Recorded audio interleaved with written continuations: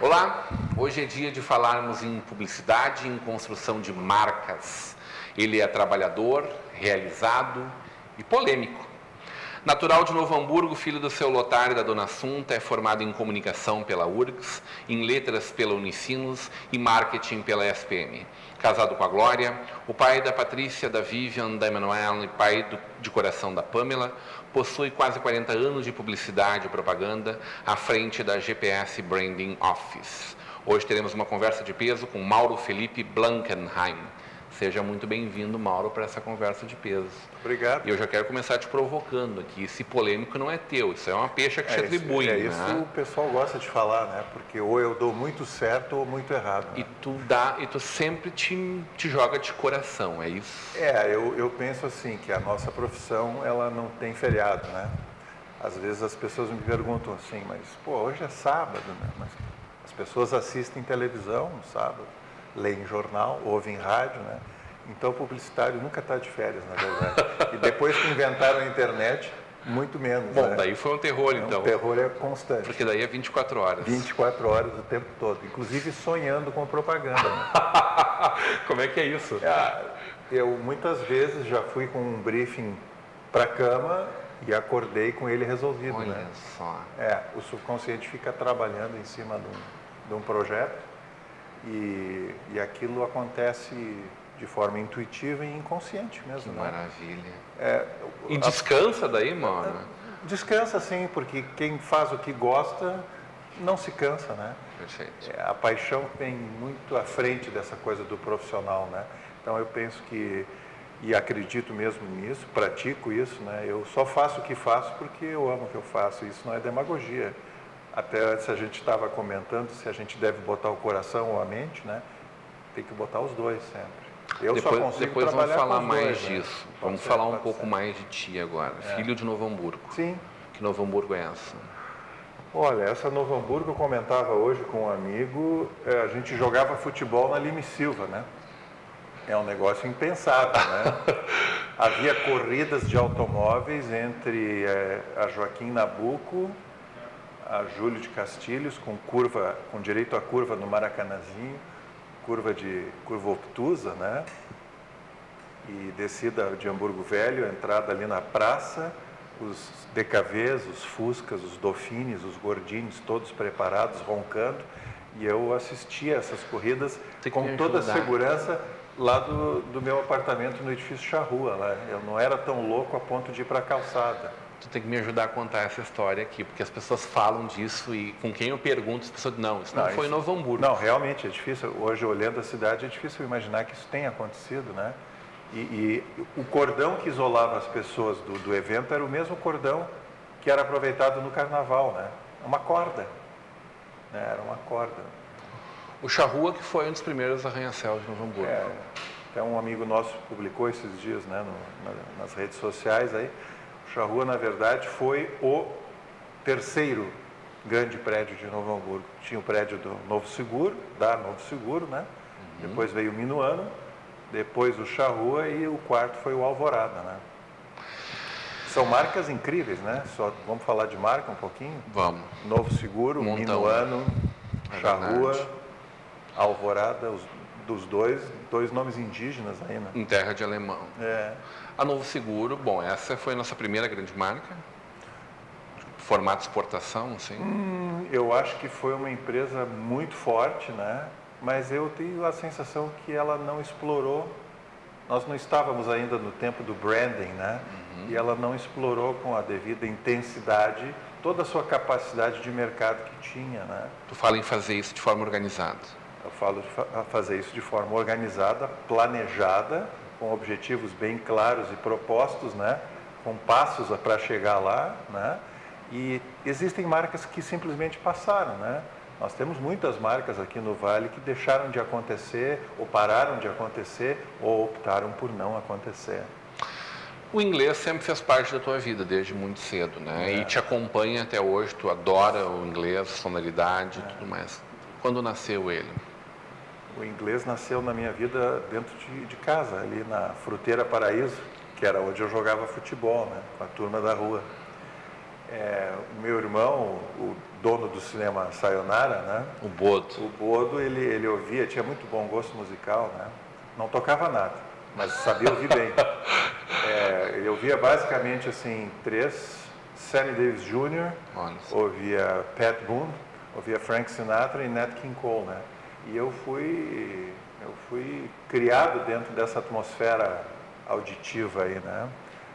Dessa atmosfera musical, porque até o pai, a mãe, a tia, o tio, todos eram músicos, né? Um tocava flauta, o outro tocava piano, o meu pai tocava violino, né? Era um violinista muito elogiado, por sinal, né? Não só aqui no Brasil, como na Alemanha. Por incrível que pareça, ele cruzou o Atlântico naqueles vapores, né? E chegou lá e os caras não queriam que ele voltasse, né? Numa época em que era normal vir gente de lá para cá tocar. Se ele não tivesse voltado, eu não teria nascido, imagina só. Que bom que ele voltou.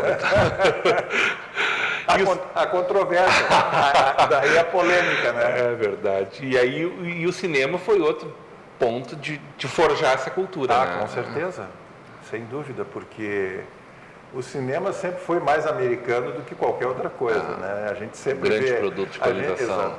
Produto de colonização, né? Mundial, né? De aculturação mundial, né?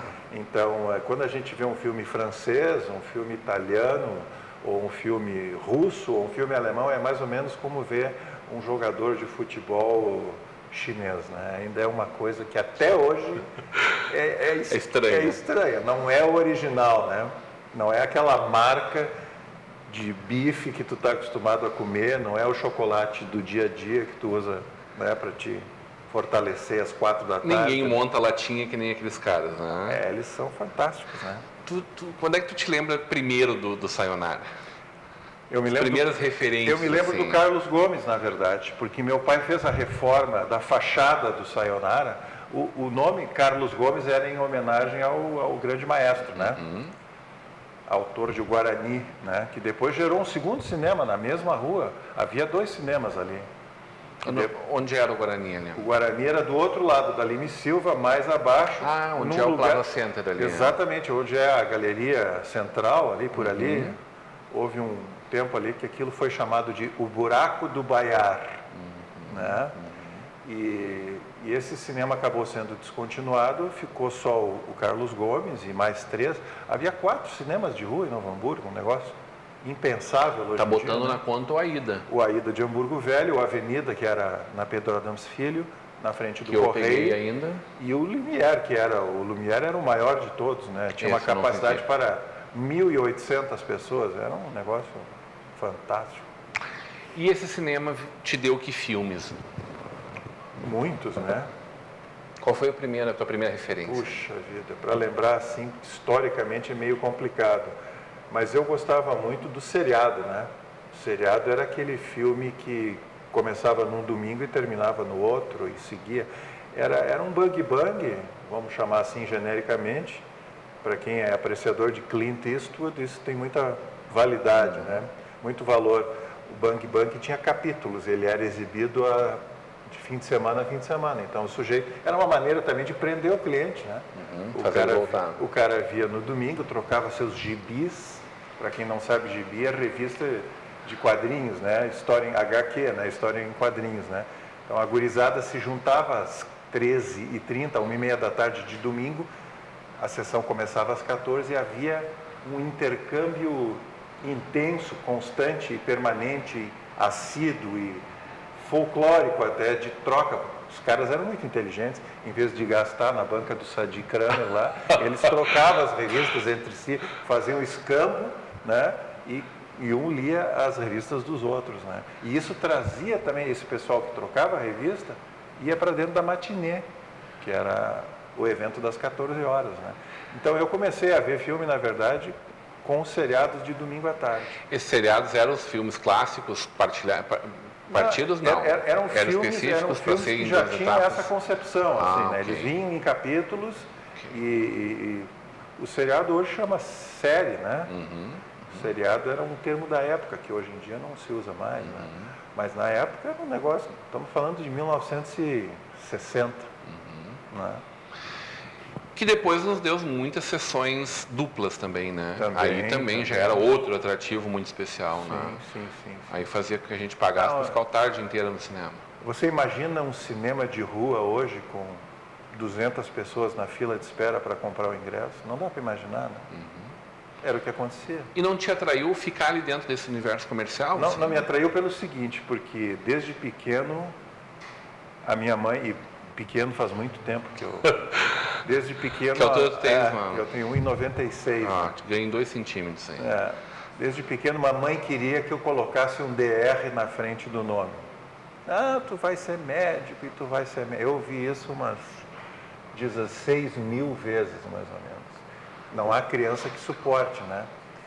Então eu deixei, na verdade, de ser músico para tentar ser médico. Como eu não consegui ser médico, virei publicitário. Que seria assim um negócio meio... Nem médico, nem monstro, né? Nem músico, né? E nem médico. Então, médico de marcas, vamos Mas tu chamar. foi trabalhar muito inglês também, né?